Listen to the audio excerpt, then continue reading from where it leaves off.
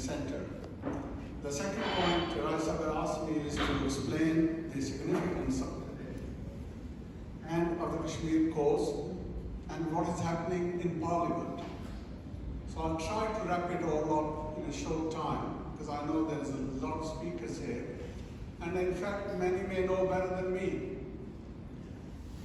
The starting point is this, that the UN had agreed that there should be a plebiscite.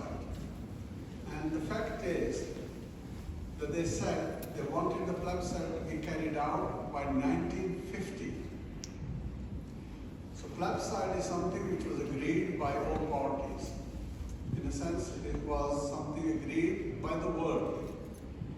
So from 1950, if you take it from that point, when it should have be held, but we are here now in 22. That makes it 72 years. For 72 years, the Kashmiris have been suffering, they have been waiting, and their suffering has been increasing day by day. And the 3 years ago, 2019, on 5th of August, Indian government revoked the Article 370 and 35A, and hence what I would say is India is now an occupying force in the occupied Kashmir. Now, their barbarity is on record. It's on record.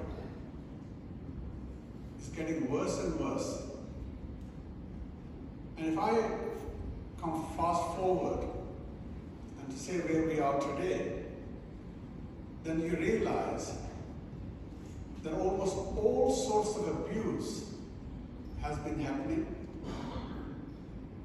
Kashmir is the only place in the world where pellet guns were used on humans. More than 700 people, including young children, lost their sights.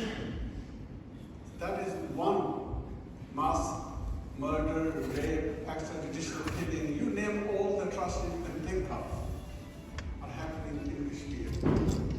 Kashmir also is the highest concentration of military anywhere in the world. Almost every 3 Kashmiris you can say there is another argument there. So it's a huge, almost 1 million Indian army is occupying this. And the danger which exists is this. India, Pakistan, and China are all nuclear powers. And on top of this, all 3 have gone to war against one another. So there's been a war between China and India. There's been a number of wars between India and Pakistan. So you have a place on the world where 3 nuclear powers are facing one another with a record of having gone to war. Nowhere else this exists today. And that I think what is there. And I think it's also important to say this, that recently, not only that they've been destroying the economy of the Kashmiris there, but also the education establishment. Something like 60,000 students have been deprived when one of the welfare of education system that exists with hundreds of schools in occupied Kashmir.